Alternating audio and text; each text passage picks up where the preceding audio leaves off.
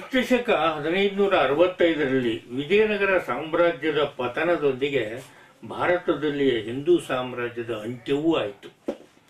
ಅನಂತರದ 150 ವರ್ಷಗಳ ತನಕ ಕನ್ನಡದಲ್ಲಿ ಸಾಹಿತ್ಯದ ಅಜ್ಞಾತ ಕಾಲ ಅಂತಲೇ ಗುರುತಿಸ್ತಾರೆ.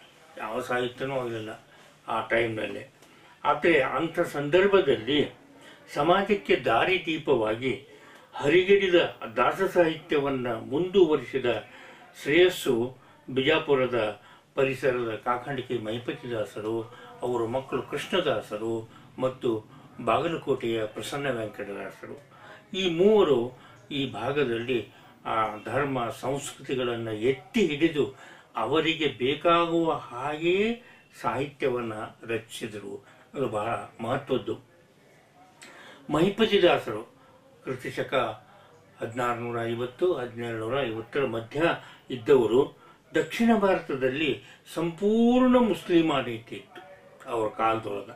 ಹಿಂದೂಗಳಿಗೆ ತಮ್ಮ ಧರ್ಮ ಸಂಸ್ಕೃತಿಗಳನ್ನು ಬಹಿರಂಗವಾಗಿ ಆಚರಿಸಲು ಸಾಧ್ಯವಿರಲಿಲ್ಲ.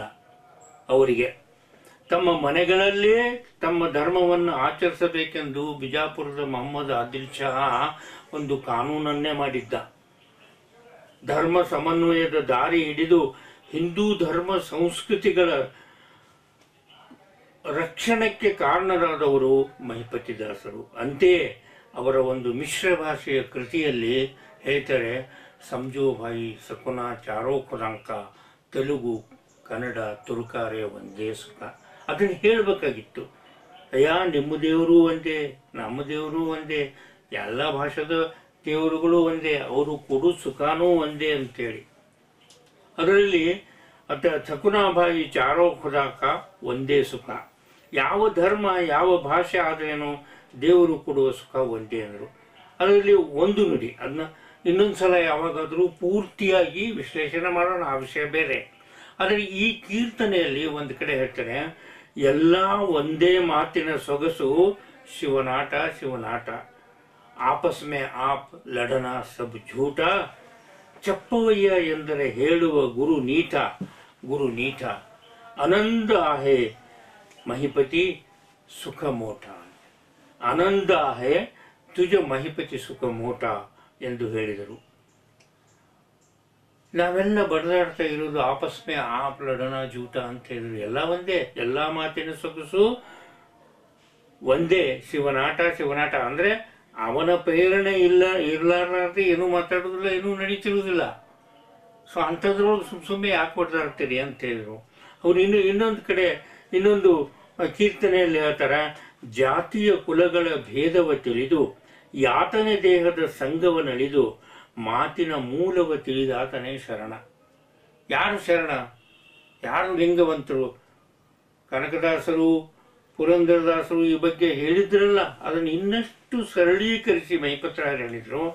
ಜಾತಿಯ ಕುಲಗಳ ಭೇದವ ತಿಳಿದು ಯಾತನೆ ದೇಹದ ಸಂಘವನಳಿದು ಮಾತಿನ ಮೂಲವ ತಿಳಿದಾತನೇ ಶರಣ ಎಂಬುದಾಗಿ ಶರಣರ ಬಗ್ಗೆ ಹೇಳಿದರು.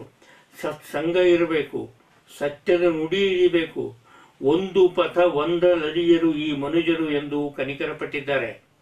ಅದಕ್ಕೆಲ್ಲ ಮುಖ್ಯವಾಗಿ ದ್ವೈತ ಅದ್ವೈತ ಎಂದು ಹೊಡೆದಾಡಿದರು ಪ್ರಾಣಿ ಎಂದು ಕಿವಿಮಾತು ಹೇಳಿದ್ದಾರೆ. ದ್ವೈತ ಎಂದು ಹೇಳಿಕೊಳ್ಳುವವನು ತಾನು ಪರಮ ವೈಷ್ಣವನಲ್ಲ, ಅದ್ವೈತನೆಂಬವನು ಸ್ಮಾರ್ಥನೂ ಅಲ್ಲ. ಅದು ಸಿದ್ಧಾಂತದ ವಿಷಯ, ಸಿದ್ಧಾಂತದ್ದು, ಸಾಮಾನ್ಯ ಜನರಿಗೆ ಸಂಬಂಧಪಟ್ಟಂತ ವಿಷಯ ಅಲ್ಲ. ಚೇತಿಸಿ ಬ್ಯಾರಿಹ ವಸ್ತು ಕಾಣಿ, ಬೇರೆ ವಸ್ತು ಇದೆ. ಮುಂದುವರಿದು ಅವ್ರು ಹೇಳ್ತಾರೆ ಕೊನೆಗೆ, 3.5 ಮೊಳದ ದೇಹದ ಶುದ್ಧಿ ನಿನಗಿಲ್ಲ, ತರ್ಕ ಸಾಧಿಸುವರೇ ಫಲ.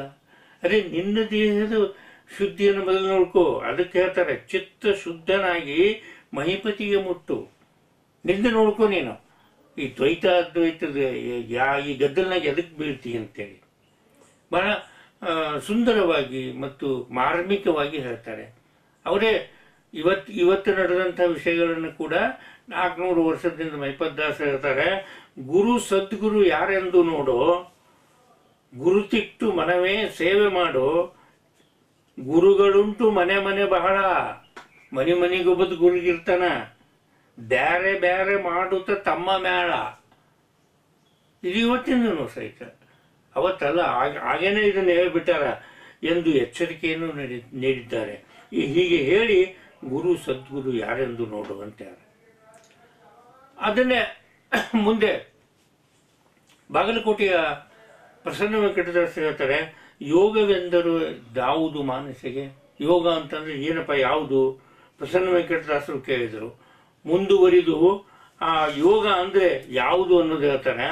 ಹಾಸ್ಯ ವದನೆಯರ ಲೇಷ ಹಾರೈಸದೆ ದಾಸಾಗಿ ಹರಿಯ ಸದಾ ಧ್ಯಾಸವೇ ಮಹಾಯೋಗ.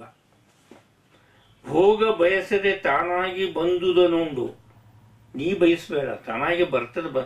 ಲೋಗರ ಹಣ ಹೆಣ್ಣಿನ ತ್ಯಾಗವೇ ಮಹಾಯೋಗ. ಎಂತ ಸುಂದರವಾಗಿ ಹೇಳ್ತಾರೆ ಅವರು ತಮ್ಮ ಇನ್ನೊಂದು ಕೀರ್ತನೆಯಲ್ಲಿ. ಬಿಡು ಮೂಢತನವ ಚಿತ್ತ ಷಂಡ ಶಬ್ದ ಉಪಯೋಗ ಮಾಡ್ತಾರೆ. ಚಿತ್ತ ಷಂಡ, ಷಂಡ ಅಂತ ಯಾರಿಗೆ ಮಾಡ್ತಾರೆ ನಮ್ಗೆ ಗೊತ್ತಿದೆ, ಎಂಥ ಶಬ್ದ ಅದು ಅಂತ. ಆದರೆ ಚಿತ್ತ ಷಂಡ, ಮನಸ್ಸಿನಿಂದನೇ ಷಂಡ ಇದ್ದಿ ಅಂತೇಳಿ. ಬೇಡಿ ಲೀಪ್ಸಿತ ವೀವ ಗೂಢ ಸುರಮಣಿಯು ಗೂಡಿನೊಳೆ, ನಿನ್ನೊಳಗೆ ಅದನ್ನು ಬೇಡಿದ್ದನ್ನು ಕೊಡ್ಲಿಕ್ಕೆ ಬರೋಂಥದ್ದು. ಅರಗೋಡೆ ಆದಡೆ ಬಿಡು ಅರಸನೊಳಿದು ತಳವಾರನ ಓಲಿಸುವ ಪರಿಯಲ್ಲಿ ಚಿರಧನಿಪರ ಆರಾಧನೆ ಬಿಡು ಎಂದು ಕಠಿಣ ಶಬ್ದಗಳಲ್ಲಿ ಪ್ರಸನ್ನ ವೆಂಕಟದಾಸ್ ಹೇಳ್ತಾರೆ. ಈ ಮೂವರ ನಂತರ ಒಂದು ಕಾಲ ಹೀಗೂ ಬರ್ತದಲ್ಲ, ಹಿಂದೂಗಳ ಪೂರ್ತಿ ನಾಶವಾಗಿ ಮುಸ್ಲಿಮರು ಬಂದರು. ಆ ಮುಸ್ಲಿಮರು ಕೂಡ ನಾಶವಾದರು. ದಕ್ಷಿಣ ಭಾರತದಲ್ಲಿಯ ಮುಸ್ಲಿಮರ ಅರಸೊತ್ತಿಗೆಗಳು ಅಂತ್ಯವಾಗಿ ಎಲ್ಲ ಅರಸೊತ್ತಿಗೆಗಳು ಹೋಗಿಬಿಟ್ಟು, ಗೋಳುಕೊಂಡು ಕುತುಬ್-ಶಾಹಿ ಹೋಯ್ತು, ಆದಿಲ್ ಶಾಹಿ ಹೋಯ್ತು. ಔರಂಗಜೇಬ ದಾಳಿ ಮಾಡ್ಕೊತ ಬಂದು ತಮ್ಮ ಧರ್ಮದ ರಾಜ್ಯಗಳನ್ನೇ ಕಿತ್ಕೊಂಡು ದೆಹಲಿಗೆ ಸೇರಿಸ್ಬಿಟ್ಟ. ಇವೆಲ್ಲ ದೆಹಲಿಗೆ ಹೋದು ಇಲ್ಲಿ ಅರಾಜಕತೆ ಬಿಟ್ಟು ಏನೇನೂ ಉಳಿಲಿಲ್ಲ. ಅದು ದೂರ ತಗೊಂಡ್ಮೇಲೆ ಇಲ್ಲಿ ರಾಜಕಾರಣ ಮಾಡೋರು ಯಾರಿಲ್ಲ, ಯಾರೂ ಇದ್ದಿದ್ದಿಲ್ಲ. ಅರಾಜಕತೆ ಬಿಟ್ಟು ಬೇರೇನೂ ಉಳಿದಿರಲಿಲ್ಲ. ಅಂಥ ಸಮಯದಲ್ಲಿ ಮೊದಲ ಘಟ್ಟದ ಕಾಲದಲ್ಲಿ ಅಂತೆ ಹರಿದಾಸ ಸಾಹಿತ್ಯ ಒಂದು ಆಂದೋಲನದಂತೆ ಮುಂದುವರಿಯಲಿಲ್ಲ. ಅದೇನು ಶ್ರೀಪಾದರಾಯರಿಂದ ಮುಂದುವರಿತಲ್ಲ. ಬಹಳ ಸುವರ್ಣ ಕಾಲ ಅದು. ಶ್ರೀಪಾದರಾಯರು, ವ್ಯಾಸರಾಯರು, ವಾದಿರಾಜರು, ಪುರಂದರದಾಸರು, ಕನಕದಾಸರು, ಬೇಲೂರು ವೈಕುಂಠದಾಸರು, ಇವರೆಲ್ಲ ಒಂದು ಕಾಲಿತ್ತಲ್ಲ, ಅದು ನಿಜವಾಗಿಯೂ ಹರಿದಾಸ ಸಾಹಿತ್ಯದ ಸುವರ್ಣ ಕಾಲ. ಎಲ್ಲ ಇದೆ ಅದರಲ್ಲಿ. ಹೌದಲ್ಲ, ಆಂದೋಲನ ಮುಂದುವರಿಯಲಿಲ್ಲ ಎಂಬುದನ್ನು ಒಪ್ಪಬೇಕು. ಅದಕ್ಕೆ ಕಾರಣ ಬಹುಶಃ ಇಲ್ಲಿ ಒಂದು ಸ್ವಲ್ಪ ಕೆಲವರಿಗೆ ಒಂದಿಷ್ಟು ಹಾರ್ಷ ಅನ್ನಿಸ್ಬಹುದು. ಇದು ಮೊದಲಿದ್ದ ಉದಾರತೆ, ಅಂದರೆ ಪೀಠದ ಮೇಲೆ ಇದ್ದ ಯತಿಗಳೇ ಉದಾರರಾಗಿ ಎಲ್ಲ ಜಾತಿ, ಮತ, ಪಂಥ, ಲಿಂಗ ಭೇದ ಇರಲಾರ್ದೇನೆ ಎಲ್ಲರಿಗೂ ಉಪಯೋಗವಂತಹ ಸಾಹಿತ್ಯವನ್ನು ಕೊಟ್ಟರೋ ಅದು ಈಗ ಮಠೀಯ ಆಗ್ಲಿಕ್ಕೈತೆ. ತನ್ನ ಮಡಿ ಮೈಲಿಗೆ ಅದರ ಬಗ್ಗೆ ಯಾಕೆ ಆಯ್ತಿದು ಅಂತ ಒಂದೊಂದು ಸಲ ವಿಚಾರ ಮಾಡಬಹುದು. ನೋಡಿ, ಹೇಳೋರು ಕೇಳೋರು ಯಾರೂ ಇದ್ದಿದ್ದಿಲ್ಲ, ಅರಾಜಕತೆ ಇತ್ತು. ತಂದೇನು ಮನಸ್ಸಿಗೆ ಬರ್ತದೋ ಇವರದೇ ರಾಜ್ಯ. ಆ ದೃಷ್ಟಿಯಿಂದ ಮಠಾಧಿಪತಿಗಳು, ಉದಾರ ಮನೋಭಾವದ ಮಠಾಧಿಪತಿಗಳು ಬರೆದಿದ್ದುದೇ ಆಗಿರಬೇಕು. ಅಂಥವ್ರು ಯಾರೂ ಬರಲಿಲ್ಲ. ಇದು ಕೆಲವು ಮಠಾಧಿಪತಿಗಳಿಗೆ ಬಿರುಸಂತ ಅನಿಸ್ಬಹುದು, ಆದ್ರೆ ಆದದ್ದು ಮಾತ್ರ ನಿಜ. ಅವಾಗ ಪಂಡಿತ ವರ್ಗ, ವೈದಿಕ ನಿಷ್ಠೆಯ ಪಂಡಿತ ವರ್ಗದ ಕೈ ಮೇಲಾದಂತೆ ಕಾಣುತ್ತದೆ, ಅವ್ರ ಮೇಲಾಯಿತು. ಹೀಗಾಗಿ ಅವರ ಒಂದು ನಿಯಂತ್ರಣದಲ್ಲಿ ವ್ಯಾಸರಾಯರ ಕಾಲಕ್ಕೂ ಪಂಡಿತರದಿತ್ತು. ಅದಕ್ಕೆ ವ್ಯಾಸಕೂಟನ ಅಂತ ಹೆಸರು ಕೂಡ ಆಯ್ತು, ನಿಮ್ಮದು ನೀವು ಮಾಡ್ಕೊತ ಹೋಗ್ರಿ ಅಂತ ವ್ಯಾಸರಾಯರು ಅದಕ್ಕೊಂದು ಸರಿಯಾದ ಇದನ್ನು ತಗೊಂಡ್ಬಂದಿದ್ರು. ಇಲ್ಲಿ ತಗೊಳ್ಳುವಂಥವ್ರು ಯಾರೂ ಸಿಕ್ಕಿರಲಿಲ್ಲ.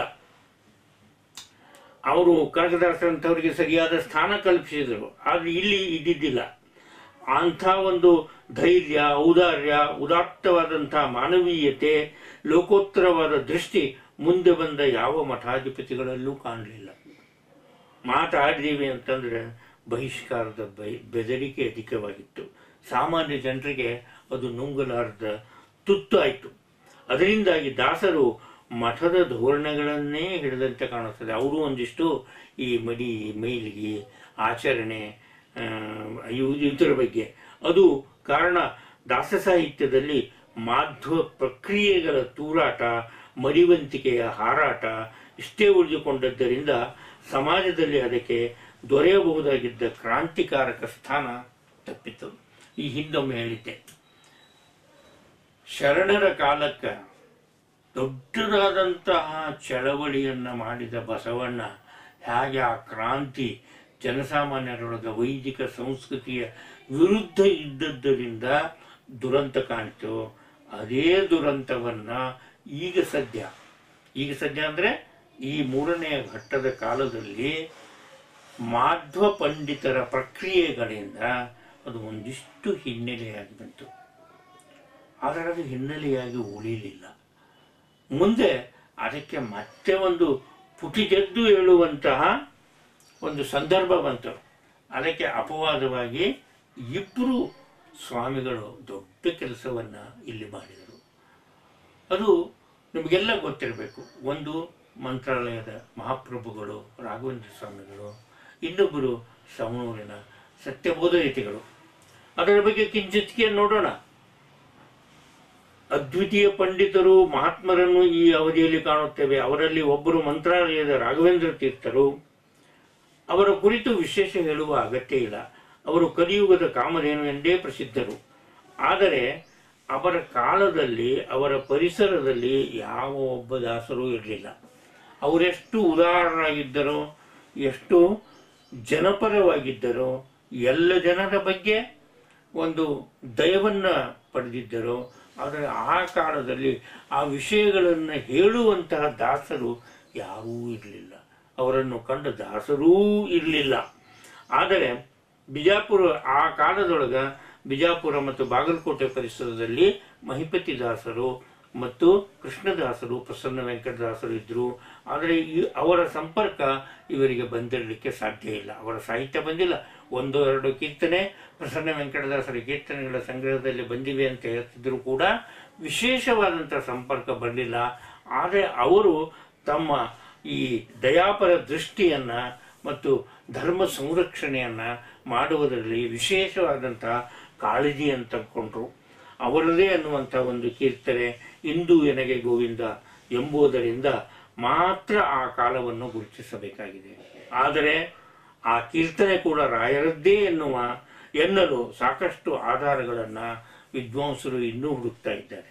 ಅದು ಅವ್ರದ್ದೇ ಹೌದು ಅಲ್ಲೋ, ಧೀರ ವೇಣುಗೋಪಾಲ ಅನ್ನೋದು ಅವ್ರ ಮುದ್ರಿಕೆ ಹೌದು ಅಲ್ಲೋ ಅನ್ನೋದು ಅದು ಇನ್ನೂ ಚರ್ಚೆಯಲ್ಲೇ ಉಳಿದಿದೆ. ಇನ್ನೊಬ್ಬರ ಹೆಸರು ಹೇಳಿದೆ ನಾನು. ಇನ್ನೊಬ್ಬರು ರಾಯರು ಕಾಲವಾದ ಅನಂತರ ಸುಮಾರು 50 ವರ್ಷಗಳ ಮೇಲೆ ಬಂದವರು ಸವಣೂರಿನ ಶ್ರೀ ಸತ್ಯಬೋಧಯತಿಗಳು. ಅವರು ದಾಸಕೂಟ ಮತ್ತು ವ್ಯಾಸಕೂಟ ಎರಡನ್ನೂ ತಮ್ಮ ಸವಣೂರಲ್ಲಿ ಅಂದರೆ ತಮ್ಮ ಮಠದಲ್ಲಿ ಇಟ್ಕೊಂಡಿದ್ರು ವ್ಯಾಸರಾಯರಂತೆ. ಆದರೆ ವ್ಯಾಸರಾಯರ ಕಾಲನೇ ಬೇರೆ ಇತ್ತು. ಇಲ್ಲಿ ಮತ್ತೆ ಮುಸ್ಲಿಮರ ನವಾಬರ ಆಡಳಿತ. ಅಂಥ ಕಾಲದಲ್ಲಿ ದಾಸಕೂಟ ವ್ಯಾಸಕೂಟಗಳನ್ನು ಕೊಟ್ಟು, ಜೊತೆಗೆ ಮಾಧ್ವ ಪ್ರಕ್ರಿಯೆಗಳ ಜೊತೆಗೆ ಮಾನವ ಕುಲದ ಉದ್ಧಾರದ ಕೀರ್ತನೆಗಳು ರಚಿಸಿಕೊಂಡಿವೆ. ಈ ಕಾಲದೊಳಗೆ ದಿಗ್ಗಜ ಪಂಡಿತರಾದ ರಾಯಚೂರಿನ ರಾಮಾಚಾರ್ಯ ಅಂತ ಅವರ ಹೆಸರು. ದಿಗ್ಗಜ ಪಂಡಿತರಾಗಿದ್ದವರು ಸನ್ಯಾಸ ಸ್ವೀಕರಿಸಿ ಸತ್ಯಬೋಧ ತೀರ್ಥರೆನಿಸಿ ಪೀಠಾಧಿಪತಿಗಳಾದರು. ನಿಂತು ಹೋಗಿದ್ದ ತುಂಗಭದ್ರೆಯ ದಡದ ದಾಸ ಸಾಹಿತ್ಯಕ್ಕೆ ಮತ್ತೆ ಅವರು ಚಾಲನೆಯನ್ನು ಕೊಟ್ಟರು. ಅವರ ಪ್ರಭಾವಲಯದಲ್ಲಿ ಬೆಳೆದ ವಿಜಯದಾಸರಿಂದ ಮೊದಲ ಘಟ್ಟದ ದಾಸ ಸಾಹಿತ್ಯದ ಸಂಪಾದನೆಗೆ ಕಾರಣವಾದ ಅಷ್ಟೊತ್ತಿಗೆ ಈ ಪುರಂದರದಾಸಾದಿಗಳ ಕೃತಿಗಳು ಕೂಡ ಕಣ್ಮರೆಯಾಗಿ ಹೋಗ್ಬಿಟ್ಟಿದ್ದು. ದೊಡ್ಡದಾದಂದ್ರೆ ತಿರುಗಿ ಹರಿಹರ ರಾಘವಾಂಕ ಹೇಗೆ ಶರಣರ ಸಾಹಿತ್ಯವನ್ನು ಪುನರುಜ್ಜೀವಗೊಳಿಸಿದರೋ ಹಾಗೆಯೇ ಸತ್ಯಬೋಧರಾಯರ ಕಾಲದಲ್ಲಿ ವಿಜಯದಾಸರು ಹರಿದಾಸ ಸಾಹಿತ್ಯದ ಸುವರ್ಣ ಯುಗದ ಸಾಹಿತ್ಯವನ್ನು ತಿರುಗಿ ಕೂಡಿಸಿ ಅದಕ್ಕೆ ಖಚಿತವಾದಂತಹ ರೂಪವನ್ನು ಕೊಟ್ಟರು. ಅವರಿಂದ ಮುಂದುವರೆದವರು ಗೋಪಾಲದಾಸರು, ಜಗನ್ನಾಥದಾಸರು, ಮೋಹನದಾಸರು ಮೊದಲಾದ ನೂರಾರು ಹರಿದಾಸರಿಂದ 20ನೇ ಶತಮಾನದ ಮಧ್ಯಕಾಲದ ಬಡೇಸಾಬ್ ರಾಮದಾಸರು, ಶ್ಯಾಮಸುಂದರ ವಿಠಲರು ಮತ್ತು ಇಂದಿನವರೆಗೆ ಈ ಪರಂಪರೆ ಅವಿಚ್ಛಿನ್ನವಾಗಿ ಹರಿದು ಬಂದಿದೆ. ಬಹಳ ಆಶ್ಚರ್ಯದ ವಿಷಯ, ವಿಜಯದಾಸರು ಮತ್ತು ಗೋಪಾಲದಾಸರ ಕೃತಿಗಳಲ್ಲಿ ಎಲ್ಲ ಸಮುದಾಯಕ್ಕೂ ಅನ್ವಯವಾಗುವ ಅನೇಕ ಕೃತಿಗಳು ರಚಿತವಾಗಿವೆ. ಇದರೊಳಗಿನ ಆಶ್ಚರ್ಯದಂದ್ರೆ ಜಗನ್ನಾಥದಾಸರ ಹರಿಕಥಾಮೃತ ಸಾರ ಮಾಧ್ವ ಸಿದ್ಧಾಂತವನ್ನು ತಿಳಿಯೇಳುವ ಕನ್ನಡದಲ್ಲಿಯ ಮೇರುಕೃತಿ. ಅದು ಹರಿಕಥಾಮೃತ ಸಾರ ಅಂದ್ರೆ ಅದಕ್ಕೆ ಮಾಧ್ವರಲ್ಲಿಯ ಸುಧಾದಷ್ಟು ಮಹತ್ವವಾದಂಥ ಜಯತೀರ್ಥರು ಬರೆದ ಶ್ರೀಮನ್ ನ್ಯಾಯ ಸುಧಾದಷ್ಟು ಅದರೊಳಗಿನ ಪ್ರಮೇಯಗಳನ್ನೆಲ್ಲ ತೆಗೆದು ಹರಿಕಥಾಮೃತ ಸಾರದಲ್ಲಿ ಹಾಕಿದ್ದಾರೆ ಎನ್ನುವ ಒಂದು ಇದರಿಂದ ಅಭ್ಯಾಸದಿಂದ ಪಂಡಿತರೆಲ್ಲ ಹೇಳ್ತಾರೆ. ಅಲ್ಲಿ ಹರಿಕಥಾಮೃತ ಸಾರದಲ್ಲಿ ಒಂದು 2 ಷಟ್ಪದಿಗಳನ್ನು ಹೇಳ್ತೀನಿ. ಎಂಥ ದೊಡ್ಡದಾದಂಥದ್ದು ಹರಿದಾಸ ಸಾಹಿತ್ಯದ ಪರಂಪರೆ. ಅಂತ ಅತ್ಯಂತ ಮಡಿವಂತಿಕೆಯ ಪುಸ್ತಕದಲ್ಲೂ ಈ ವಿಷಯ ಬರ್ತದೆ. ಸರ್ವದೇಶವು ಪುಣ್ಯ ದೇಶವು, ಸರ್ವಕಾಲವು ಪರ್ವಕಾಲವು. ಇಂಥದ್ದೇ ಅಂಥದ್ದೇ ಅಂತಲ್ಲ, ಸರ್ವ ಜೀವರು ದಾನ ಪಾತ್ರರು. ದೊಡ್ಡ ಆಚರಣೆ ನೋಡಿಕೊಂಡು ದಾನ ಕೊಡ್ಬೇಕಂತಲ್ಲ, ಜೀವಿತ್ತು ಅಂದರೆ ಜೀವಂತಿದ. ಸರ್ವ ಜೀವರು ದಾನ ಪಾತ್ರರು, 3 ಲೋಕದೊಳ್ ಸರ್ವ ಮಾತುಗಳೆಲ್ಲ ಮಂತ್ರವು. ಸರ್ವ ಮಾತುಗಳೆಲ್ಲ ಮಂತ್ರವು, ಸರ್ವ ಕೆಲಸಗಳೆಲ್ಲ ಪೂಜೆಯು. ಶರ್ವವಂಜನ ವಿಮಲ ಮೂರ್ತಿ ಧ್ಯಾನವುಳ್ಳವರಿಗೆ. ಆ ಭಗವಂತನ ಧ್ಯಾನ ನಿಮ್ಮ ಮತಿಗಿತ್ತಂದ್ರೆ ಯಾವ ದೇಶ ಆಗಲಿ, ಯಾವ ಕಾಲ ಆಗಲಿ, ಯಾವ ಮಾತಾಗಲಿ ಅದೆಲ್ಲ ಅಂತ ಹರಿಕಥಾಮೃತದಲ್ಲಿ ಹೇಳ್ತಾರೆ. ಇನ್ನಷ್ಟು ಮುಂದುವರೆದು ಹೇಳ್ತಾರೆ. ಇದಿನ್ನೂ ಆಶ್ಚರ್ಯ ಆಗ್ತದೆ. ಆವ ಕುಲದವನಾದಡೇ ನಿನ್ನಾವ ದೇಶದೊಳಿದ್ದಡೇನು. ಯಾವ ಜಾತಿಯಲ್ಲಿರಲಿ, ಯಾವ ಕುಲದಾಗಿರಲಿ, ಯಾವ ದೇಶದಾಗಿರಲಿ, ಇನ್ನಾವ ಕರ್ಮದ ಮಾಡಲಿ ನಿನ್ನಾವ ಕಾಲದಲ್ಲಿ. ಶ್ರೀವರನ ಸರ್ವತ್ರದಲ್ಲಿ ಸಂಭಾವಿಸುತ್ತ ಪೂಜಿಸುತ್ತ ಮೋದಿಪ ಕೋವಿದರಿಗುಂಟೇನು ಭವ ದುಃಖಾದಿ ದೋಷಗಳು. ಎಲ್ಲರೇ ಇರು, ಯಾವ ಕುಲದಾಗರೇ ಇರು, ಆಗ ಭಗವಂತನನ್ನು ಧ್ಯಾನ ಮಾಡಿಕೊಂಡು ಅವನನ್ನು ಪೂಜೆ ಮಾಡಿ ಹೇಳ್ಕೊಡ್ತಿದ್ದೆ ಅಂದರೆ ನಿಮಗೆ ಯಾವ ತರಹದ ತೊಂದರೆಗಳಿಲ್ಲ, ಹಾಗೂ ಭವ ದುಃಖಗಳು ಆಗೋದಿಲ್ಲ ಅಂಥೇಳಿ ಹೇಳ್ತಾರೆ. ಈ ನುಡಿಗಳು ಮಧ್ವ ಸಿದ್ಧಾಂತವನ್ನು ಸರಳೀಕರಿಸುತ್ತಾ ಎಲ್ಲ ಜನರಿಗೂ ಅನ್ವಯವಾಗುವಂತೆ ಹೇಳ್ತಾರೆ. ಆ ದುರ್ದೈವ ಇದನ್ನು ಹೆಚ್ಚು ಮುಂದೆ ಮಾಡೋದಿಲ್ಲ. ಅದಕ್ಕೆ ಆ ಕಾಲದಿಂದ ಬಂದಂಥ ಕೆಲವು ಶಾಠ್ಯ ಸಂಪ್ರದಾಯಗಳೇನಿವೆಯಲ್ಲ ಅದು ಕಾರಣ. ಹೀಗಾಗಿ ಇಷ್ಟಾಗಿಯೂ ದಾಸ ಸಾಹಿತ್ಯದ ವೈಶಿಷ್ಟ್ಯ ಏನಪ್ಪ? ದಾಸ ಸಾಹಿತ್ಯದ ವೈಶಿಷ್ಟ್ಯ ಏನು? ಈಗೊಂದು 8-10-15 ಹರಿದಾಸರ ಬಗ್ಗೆ ನಾನು ಮಾತನಾಡಿದ್ರು ಕೂಡ ಬಹಳ ದೊಡ್ಡ ವೈಶಿಷ್ಟ್ಯ ಏನು ಅಂದರೆ, ದೇವರ ಸಾನ್ನಿಧ್ಯವನ್ನು ಪಡೆಯಲು ಜನಸಾಮಾನ್ಯರಿಗಿದ್ದ ಎಲ್ಲ ತೊಡರುಗಳನ್ನು ನಿವಾರಣೆ ಮಾಡಿತ್ತು. ಅವಾಗೆಲ್ಲ ಏನಿತ್ತು? ನೀ ದೇವರ ಸ್ಮರಣೆ ಮಾಡಬಾರ್ದು, ಜನ ಮಾಡಬಾರ್ದು, ನೀ ಅಂತ್ಯಜ ಅಥವಾ ಇನ್ನೊಬ್ಬರಿಗೆ ಇನ್ನೊಂದು ಕಾಯ್ದೆ ಇತ್ತಲ್ಲ, ಅದನ್ನು ಪೂರ್ತಿಯಾಗಿ ಹೊರಸಾಕಿದ್ರು. ದಾಸ ಸಾಹಿತ್ಯದ ಬಹು ಮುಖ್ಯ ಲಕ್ಷಣ ಅಂದರೆ, ಕಳೆದ 5 ಶತಮಾನಗಳಿಂದ ಇಂದಿನವರೆಗೂ ನಮ್ಮ ನಾಡಿನ ಜನಜೀವನವನ್ನು ಉತ್ತಮಗೊಳಿಸಲು ದಾಸ ಸಾಹಿತ್ಯ ಒಂದು ಮಹತ್ವಪೂರ್ಣವಾದ ಸೇವೆಯನ್ನು ಸಲ್ಲಿಸುತ್ತಿದೆ. ಯಾವುದೇ ಸಾಹಿತ್ಯದ ಉದ್ದೇಶ ಇದಾಗಬೇಕು. ಸಾಹಿತ್ಯ ಬರೆಯೋದ್ರ ಉದ್ದೇಶ ಏನಾಗಬೇಕು? ಆ ಸಾಹಿತ್ಯದಿಂದ ಅವನ ಬದುಕು ಸುಗಮವಾಗಬೇಕು, ತೊಂದರೆಗೊಳಗಾಗಬಾರ್ದು. ತೊಂದರೆ ಬರ್ತಿತ್ತು ಅಂದರೆ ನೀ ಯಾವ ರೀತಿಯಾಗಿ ಬದುಕಬೇಕು ಅನ್ನೋದನ್ನು ಹೇಳುವಂಥ ಸಾಹಿತ್ಯ ಇದ್ದರೆ ಅದಕ್ಕೆ ಸಾಹಿತ್ಯ ಅಂತಾರೆ. ಅದನ್ನೀಗ ನಾವು ನೂರಾರು ದಾಸರ 100 ಪದಗಳ ಮೂಲಕ ಅದನ್ನು ಕೊಂಡುಕೊಂಡಿವೆ. ಹಾಗೇನೆ ಯಾರು ಬೇಕಾದವರು ಅಂತ ಹೇಳಿ ಅಲ್ವಾ? ಆದರೆ ಇನ್ನೂ ಒಂದು ವೈಶಿಷ್ಟ್ಯ ಏನಂತಂದ್ರೆ, ಜನಸಾಮಾನ್ಯರಿಗಿದ್ದ ಜಾತಿ ಕುಲ ಮತ ಭೇದ ಇಲ್ಲಾರದೆ ಎಲ್ಲರಿಗೂ ತೆರೆದಿದ್ದಲ್ದೇ ಒಂದು ದೊಡ್ಡದಾದಂತಹ ತೊಡಕು ಸ್ತ್ರೀಯರಿಗಿದ್ದದ್ದು. ನೀವು ಅದನ್ನು ಆ ಮಂತ್ರ ಅನ್ನಬಾರ್ದು, ಈ ಮಂತ್ರ ಅನ್ನಬಾರ್ದು, ಹಿಂಗೆ ಮಾಡಬಾರ್ದು ಅಂತ ಹೇಳ್ತಿಲ್ಲ. ದಾಸರು ತೊಡೆದಾಕಿಬಿಟ್ರು. ನೀನು ಕೂಡ ದೇವರ ಧ್ಯಾನ ಮಾಡಬಹುದು, ಜಪ ಮಾಡಬಹುದು, ತಪ ಮಾಡಬಹುದು. ಇದು ದೊಡ್ಡದು. ಮುಕ್ತಿಗೆ ಹೋಗ್ಲಿಕ್ಕೆ ಸಾಧನ ಲಿಂಗ ಭೇದವಿಲ್ಲದೆ ಅವ್ರೇನು ಮಾಡಿಕೊಟ್ರಲ್ಲ, ಅದು ಬಹಳ ದೊಡ್ಡದದ್ದು. ಆಮೇಲೆ ಇದು ಯಾಕೆ ಹೀಗಾಯಿತು ಅಂದರೆ, ದಾಸ ಸಾಹಿತ್ಯ ಜನರ ಮಧ್ಯ, ಜನರ ಮುಂದೆಯೇ ಹುಟ್ಟಿದ ಸಾಹಿತ್ಯ. ಅದು ಎಲ್ಲೋ ಒಂದು ಕಡೆ ಕುರ್ಚಿ ಟೇಬಲ್ ಹಾಕೊಂಡು ಕೂತು ದಾಸರಿಗೆ ಬರಿಬೇಕು ಹಾಡ ಅಂತೇಳಿ ಬರ್ದಿದ್ದಲ್ಲ. ಅದು ತಾವು ಏನು ಎದುರಿಗೆ ಕಾಣ್ತಾರೋ ಅದನ್ನ ಬರೆದಿದ್ದು. ಯಾವುದೇ ಒಂದು ಕೇಂದ್ರೀಕೃತ ವ್ಯವಸ್ಥೆಯಲ್ಲಿ ಹುಟ್ಟಿದ್ದಲ್ಲ. ಇದನ್ನು ವಿವರಿಸುವುದಿಲ್ಲ. ಕೇಂದ್ರೀಕೃತ ಒಂದು ಕಡೆ ಕುತ್ಕೊಂಡು ಬರೆಯುವುದು ಅಂತ ಹಂಗಿದ್ದಿದ್ದಿಲ್ಲ. ಮನೆ ಓಣಿಗಳಲ್ಲಿ ತಿರುಗಾಡುತ್ತಾ, ಹಾಡುತ್ತಾ, ಕುಣಿಯುತ್ತಾ ಸಾಗುವಾಗ ಕಂಡ ಲೋಕಾನುಭವಗಳು, ಭಾವ ತನ್ಮಯತೆಯಲ್ಲಿ ಮೂಡಿಬಂದ ಈ ಕೃತಿಗಳು ಕವಿತೆಯ ಎಲ್ಲ ಕಾವ್ಯಾಂಶಗಳಿಂದ ತುಂಬಿ ನಿಂತವು. ಸಾಹಿತ್ಯ ಮತ್ತು ಸಂಗೀತದ ಸಾಮರಸ್ಯ ಪ್ರತೀಕವಾದ ಈ ರಚನೆಗಳು ಶುದ್ಧ ಭಾವಗೀತೆಗಳಾಗಿವೆ ಅಂತೇಳಿ ಎಲ್ಲ ವಿದ್ವಾಂಸರು ಕೂಡ ಒಪ್ಪಿಕೊಂಡಿದ್ದಾರೆ. ಈಗ ದಾಸರು ಜನತಾ ಶಿಕ್ಷಣದಲ್ಲಿ ನಾನಾ ಪ್ರಯೋಗಗಳನ್ನು ಪ್ರಯೋಗಿಸಿದ್ದಾರೆ. ಅದು ಉತ್ತಮ ಸಂಗೀತ ಸಾಹಿತ್ಯಗಳ ಸಂಗಮ, ಅದು ಜನರನ್ನು ಸುಸಂಸ್ಕೃತವನ್ನಾಗಿ ಮಾಡುವ ಶಿಕ್ಷಣ, ಜನರ ಬುದ್ಧಿ ಮತ್ತು ಹೃದಯದ ವಿಕಾಸಕ್ಕೆ ಏಕಕಾಲದಲ್ಲಿ ದಾಸರ ಪದಗಳು ಉತ್ತೇಜನ ಕೊಡುತ್ತವೆ. ಬುದ್ಧಿ ಮತ್ತು ಹೃದಯ, ಕೆಲವು ಕೃತಿಗಳು ಬರೀ ಬುದ್ಧಿ ಕೊಡ್ತವೆ, ಕೆಲವು ಕೃತಿಗಳು ಹೃದಯಕ್ಕೆ ಅಂದ್ರೆ ಭಾವಾವೇಶ ಆಗಿ ಬರೆದಂತೂ ಹೃದಯಕ್ಕೆ ಕೊಡ್ತಿರ್ತವೆ. ಇಲ್ಲ ದೊಡ್ಡದಾಗಿ ಬುದ್ಧಿಜೀವಿಗಳು ಅಂತ ಬರೆದಂತ ಬುದ್ಧಿಗೆ ಅಷ್ಟೇ. ಇದು ಎರಡಕ್ಕೂ ಸಮಾನವಾಗಿ ಉತ್ತೇಜನ ಕೊಡ್ತದೆ. ಇತಿಹಾಸ ಪುರಾಣಗಳಲ್ಲಿ ಹೇಳಿರುವ ಭಕ್ತರ ಕಥೆಗಳನ್ನು ಜನರಿಗೆ ನೆನಪು ಮಾಡಿಕೊಡುತ್ತದೆ. ಪ್ರಹ್ಲಾದ, ಧ್ರುವ, ಅಜಾಮಿಳ, ರುಕ್ಮಾಂಗದ, ಗಜೇಂದ್ರ, ದ್ರೌಪದಿ, ಅಕ್ರೂರ, ಬಲಿ, ವಿದುರ, ವಾಲ್ಮೀಕಿ ಮೊದಲಾದವರ ಕಥೆಗಳನ್ನು ಪ್ರಸ್ತಾಪಿಸಿ ಭಗವಂತನ ಕರುಣೆ, ದಯೆ, ದೀನ ರಕ್ಷಕ ಗುಣಗಳನ್ನು ವರ್ಣಿಸಿದರು. ಭಗವಂತನ ಮಹಿಮೆಯನ್ನು ತಿಳಿಸಲು ತರ್ಕ ಮತ್ತು ಜಿಜ್ಞಾಸೆಗಿಂತ ಈ ರೀತಿಯ ಕಥಾನಕಗಳು, ನಿದರ್ಶನಗಳು ಅಧಿಕ ಪರಿಣಾಮಕಾರಿಯಾದವು.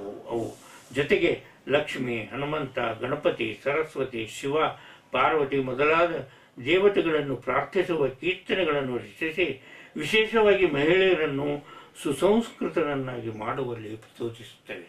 ಮಹಿಳೆಯರಿಗೆ ಈ ತರಹದ ಒಂದು ಶಿಕ್ಷಣ ಸಿಕ್ಕಾಗ ಎಂಥ ಒಳ್ಳೆಯ ಸಂಸ್ಕೃತಿಯ ಬದುಕನ್ನು ಮನೆಯ ಮೂಲ ಹೌದಲ್ಲ, ಮನೆಯ ಮಂತ್ರಾಲಯ ಅಂತ ಹೇಳ್ತೇವಲ್ಲ, ಮಕ್ಕಳಿಗೆ ಮೊದಲ ಗುರುವೇ ತಾಯಿಯಲ್ಲ, ಅವರಿಗೆ ಈ ಥರದ ಸಾಹಿತ್ಯ ಗೊತ್ತಿತ್ತು ಅಂದರೆ, ಈ ಥರದ ಸಾಹಿತ್ಯದ ಗತಿ ಇತ್ತಂದರೆ ಎಂಥ ಸುಂದರವಾದಂಥ ನಮ್ಮ ಬದುಕಾಯಿತು. ಹರಿದಾಸರಿಂದ ಪ್ರತಿನಿತ್ಯ ಮನೆಗಳಲ್ಲಿ ಈಗ ಮತ್ತೆ ಆಧುನಿಕ ಈ ವಿನ್ಯಾಸಗಳಿಂದ ಅಥವಾ ಆಧುನಿಕ